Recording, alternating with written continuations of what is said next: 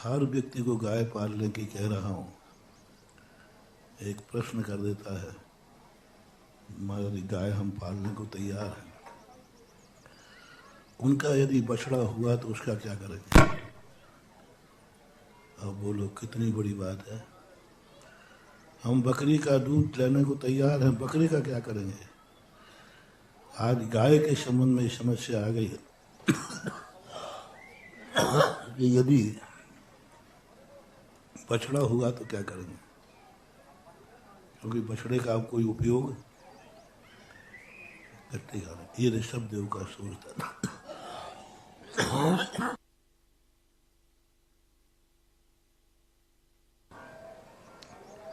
यदि बैलों को बचाना है, सारे हिंदुस्तान से कह रहा हूं, आरएसएस वालों से कह रहा हूं, बजरंग दल वालों से कह रहा हूं, हिंदुओं से कह रहा हूं,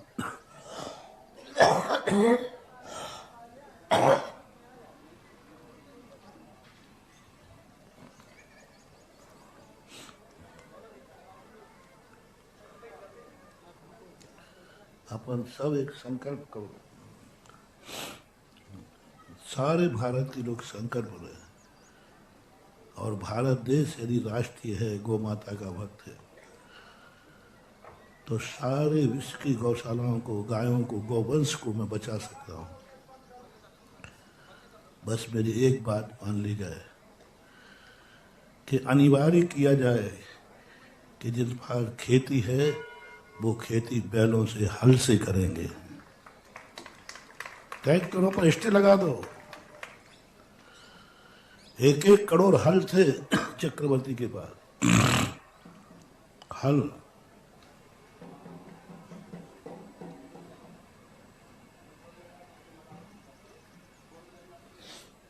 एक करोड़ हल होंगे तो बैल कितने हो गए भाई? 2 करोड़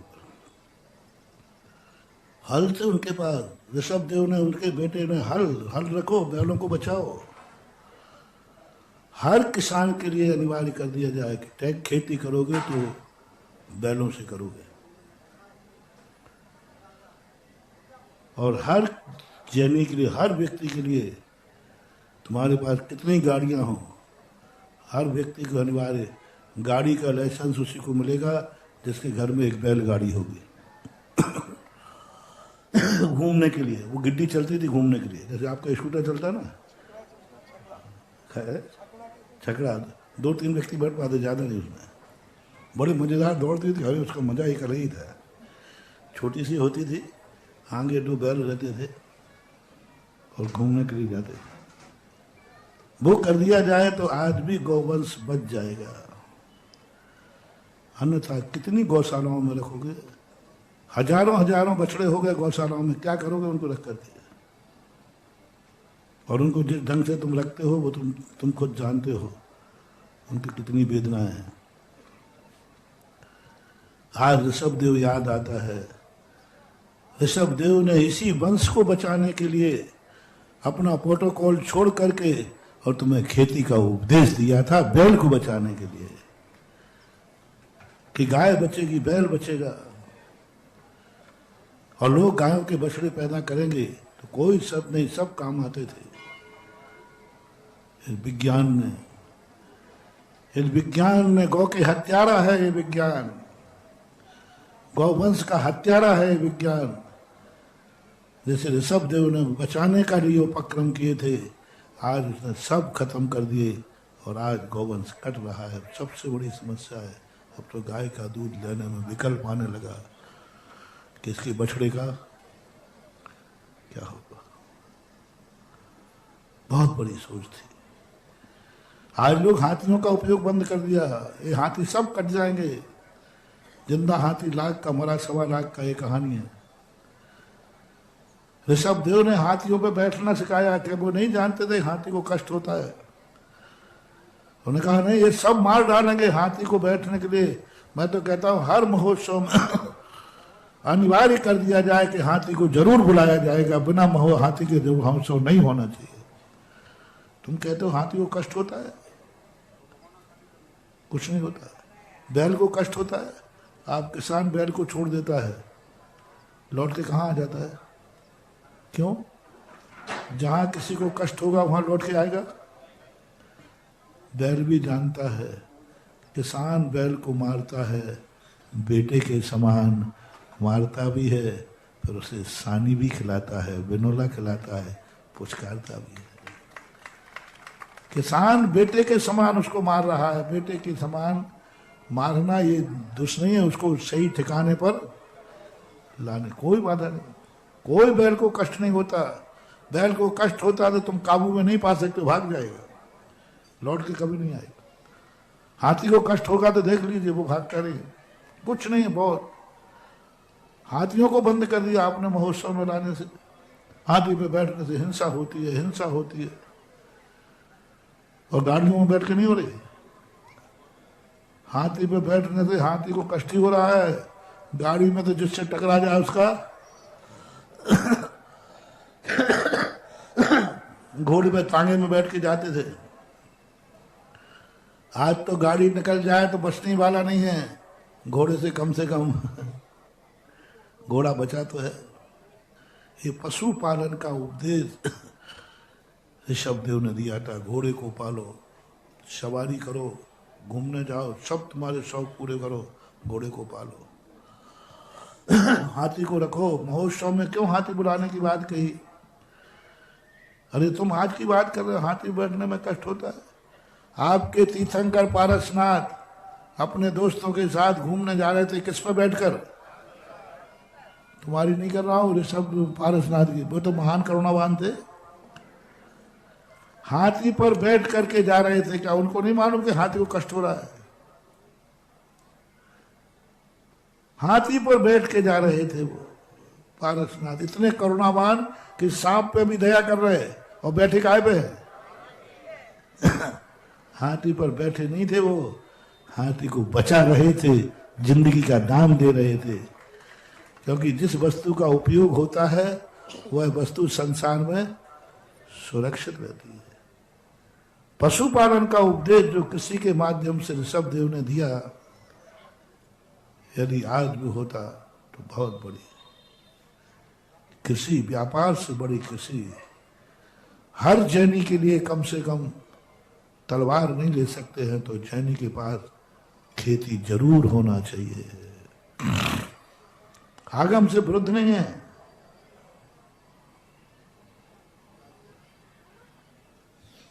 महाराज उसमें हिंसा बहुत होती है। अच्छा तो रोटियां खाना छोड़ो,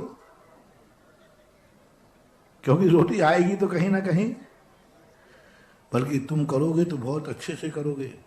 कीड़े मार दवाई नहीं डालोगे, हिंसक दवाई नहीं डालोगे, बहुत अच्छे। एक भी जैनी नहीं होना चाहिए जिसके पास खाद ना हो।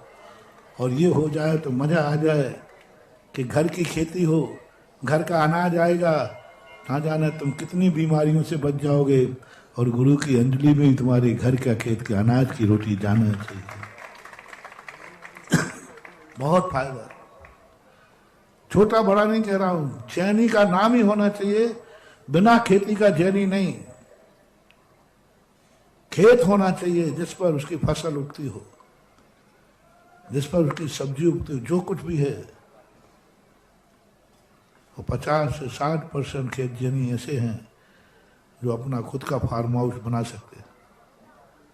ललितपुर से 20 किलोमीटर दूर से क्या बात हुई, वहां सस्ती जमीन मिलेगी। थोड़ा किसी नदी किनारे से ही सस्ती मिलेगी। लेकिन खेती होना चाहिए। जिसके पास खेती है वो ऋषभदेव की वो कद्र कर रहा है, ऋषभदेव के दिए उपदेश को वो पाल रहा है। आज ऋषभदेव ने इतनी मेहनत करके अपना तीर्थंकर पद का प्रोटोकॉल छोड़ करके तुम्हें खेती करना सिखाया, और उन्हीं के भक्तों ने खेती का बहिष्कार कर दिया। ऋषभदेव ने खेती करना सिखाया, हल चलाना सिखाया। देखो तो तीर्थंकर कितने बड़े, और खेती का उपदेश दे रहे हैं, फसल उगाना सिखा रहे हैं, बैल को कैसे बांधना है, बैल को कैसे पकड़ना है। बैल को काबू करने के लिए जो डंडा दिया था वो ऋषभदेव ने दिया था कि साहब बैल उद्दंड हो जाए तो क्या करना, थोड़े डंडा पकड़ो। मुझे ऋषभदेव ने डंडा दी थी, डंडा ही नहीं दिया था, उसमें पहनी कील भी ऋषभदेव ने दी थी। कि नहीं हो तो उसको थोड़ा चुभाना।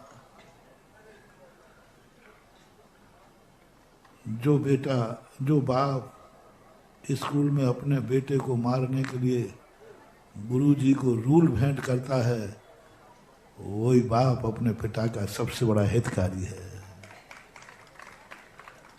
टेंगोर बांधना ऋषभदेव ने सिखाया है। कोई उद्दंड बैठ है तो उसके गले में टेंगोर बांधो, शोषण मत करो।